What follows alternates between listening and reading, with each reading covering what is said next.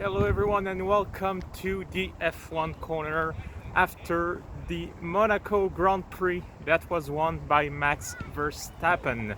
It is pretty windy out here, so I apologize in advance. But speaking of wind, did the wind of the championship just change today? After this Monaco Grand Prix that had drama even before it just started. We will dive into that right away. But before that, please remember to give a thumbs up to this video and to subscribe to this channel so that you do not miss any update regarding the 2021 Formula 1 season. I said it was windy. So, a race that was dramatic even before it started. Let's go that way. Charles Leclerc, our pole sitter, did not take the start of the race. This is all due to the accident he had yesterday in qualifying. The team said that the car was good enough to go, that the gearbox was not damaged, it was fine. But as Charles was doing his installation lap, exiting the pit lane, he complained of issues with the car, went back in and never came back out.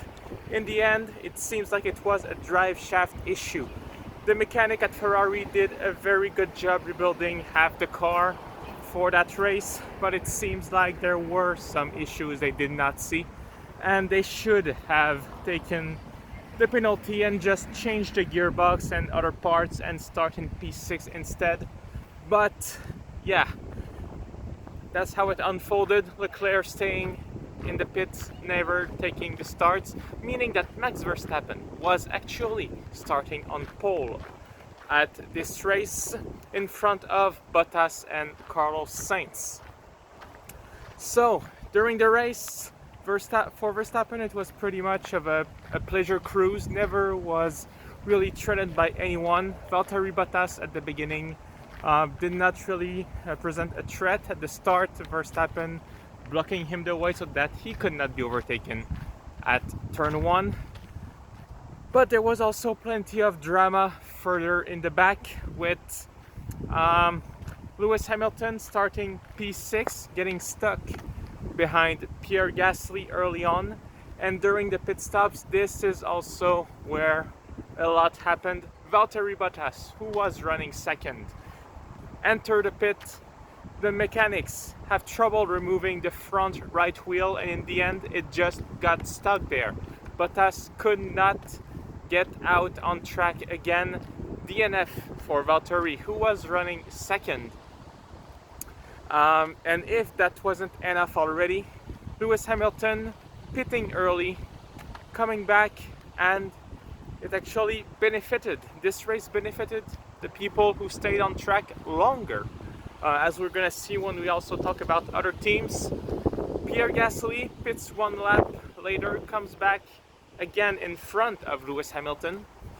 And Sebastian Vettel, who was running in 8th place behind Lewis, stayed on track a few laps extra, pitted, and came back even in front of Pierre Gasly, meaning that Lewis Hamilton was then 5th because of Bottas's DNF, fell back to 7th place, where he also finished the race. So a pretty dramatic race for Mercedes, also a race to forget for them.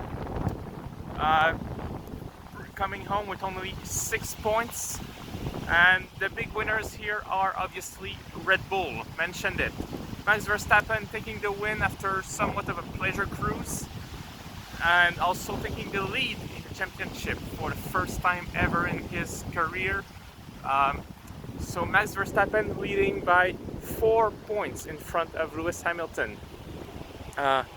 Small consolation for Hamilton, he came home with the fastest lap, so that's 1 extra point, which might matter at the end of this season. Sergio Perez, the other Red Bull, also pretty good race overall. Was stuck behind Vettel at the beginning of the race, but when Vettel pitted, Perez had free track in front of him, went as fast as he could, and when he finally pitted, he was pretty much the last of the the big mans to pit, came back in front of Vettel, in front of Hamilton. So Perez was fourth. He started 8th, finished 4th. Good job. Both Red Bulls scoring more than the Mercedes, meaning that Red Bulls also take the leads of the Constructors' Championship by 1 point. This is the first time since Germany 2018 in over, that's 2 years and a half, since Mercedes are not leading both championships. You might remember it was this crazy race where Sebastian Vettel crashed himself pretty much under a wet track, but let's not reminisce the old races. I think this could be a very big turning point this season, with Red Bull showing that they can bring the fight to Mercedes. I think we've known it since the beginning of the season, but still this is just a stronger feeling right now. And from the how things are looking, this is a fight that could really continue up until the end of the season. The next race is Azerbaijan, Baku.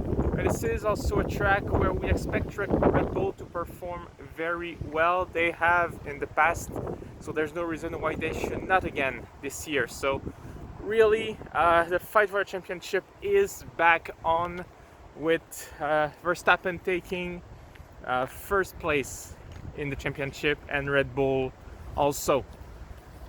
We have to mention, of course, Carlos Sainz, second place on the podium. Result that he for sure was not expecting starting this race, with Verstappen, Bottas and Leclerc in front of him. Fairly easy race also on his side. He started third because of Leclerc DNS, and then just benefited from Bottas DNF to finish second. Actually, this whole race was pretty much a procession. The whole the action took place in the pit, if you want. There was, if I'm not mistaken, one overtake, and it was Schumacher over Mazepin on lap 1. So not really the exciting race you would expect, but Ferrari coming home with some good points here and getting closer to McLaren in third. Lando Norris third place also. Did not expect that, seeing how the McLaren actually had some kind of trouble keeping up at the beginning of the weekend. So they will be happy to come home with those points. And it was funny to see Norris and Sainz on the podium together, two ex-teammates just having a good fun. So very an unexpected podium, I think we should say, with 3 different teams. And for McLaren it was the first podium since Jenson Button in 2011, if I'm right. 11 or 12. Someone correct me in the comment. So very good.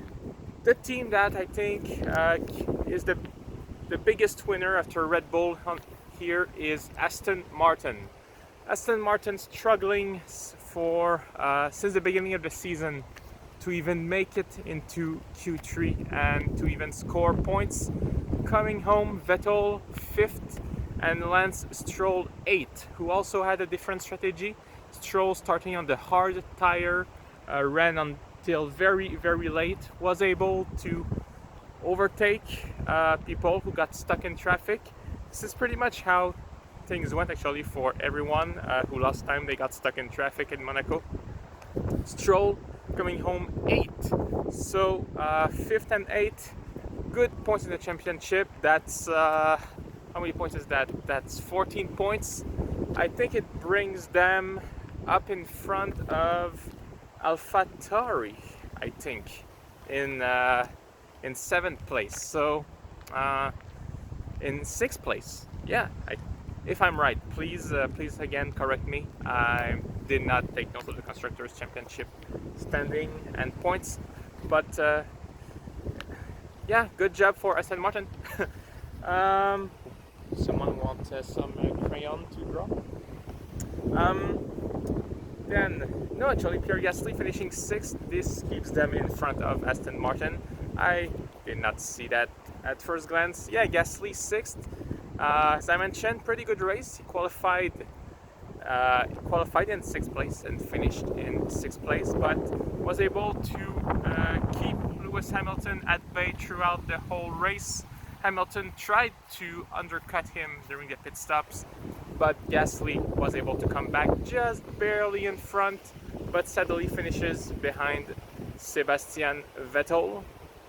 But Vettel also had a pretty good race, pretty good strategy, so hats off to them.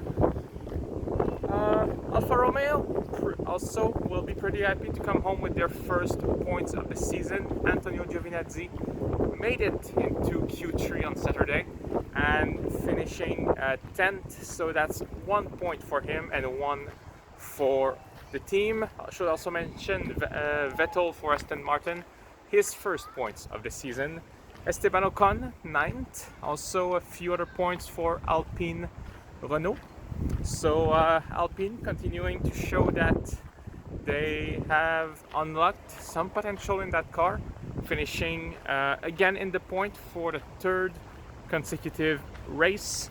So good job, guys. And then if we go further down, Raikkonen, disappointing result overall, started pretty far, did not make it out of Q1 actually, of Q2, sorry, and yeah, tried to make up some ground, but in the end finishing 11th. Daniel Ricciardo, the big disappointment of the weekend, said that he was feeling good with the car, but could not understand where the lap time was not coming in, and he keeps saying also that he has to adapt so much to the McLaren. Ricciardo has to adapt his drive style a lot more than he expected. The McLaren is not the Renault, is not the Red Bull. There is something there that he has trouble unlocking, and that's only P12 for Ricciardo. Same for Alonso, still struggling in his comeback in Formula 1. P13 only for him, and still a lot of ground to make up. The two Williams, good result overall, 14 and 15 for Russell and Latifi. They cannot really expect higher than that, but the fact that, you know, they broke from further back is good sign somewhat for Williams. They have to take the positive where it is, so good job for them. Yuki Tsunoda, I think he's just the unlucky man of the weekend. Started far, yes, did not make it out of Q1, and then tried to go very, very long on the hard tire, hoping for a safety car, which we did not get. No safety car, no yellow flags. When is the last time this happened in Monaco? Maybe never, as far as I know. So Tsunoda trying to go long. In the end, it did not pay off because there was no race interruptions. So Tsunoda finishing P16, and then the two Haas of Mazepin and Schumacher. Overall, this was not the most exciting race. No overtake, and everyone expected a fairly boring race overall. Drama at the beginning, drama during the pit stops, and I think drama and the tides are changing with Max Verstappen taking the lead of the championship, going into a track where they should perform well also. Sergio Perez, very good race for Red Bull. This is what they need from him. Despite starting P8, Perez made it to P4. So as we are going in Azerbaijan in 2 weeks, we have Max Verstappen leading the championship in front of Lewis Hamilton only by 4 points. Lando Norris currently sitting 3rd, and then for the constructors, Red Bull only 1 tiny little points in front of the Mercedes. So I hope you enjoyed this, guys. That's all I have for you today. Remember to smash the like button and subscribe to this channel, obviously, so that you do not miss any update regarding the 2021 Formula 1 season and even more. And I will see you again within 2 weeks for the Azerbaijan Grand Prix in Baku from Montreal, from this nice sunny day in this nice sunny park with my Red Bull hat. I wish all of you a very good day, very good week, and see you next time.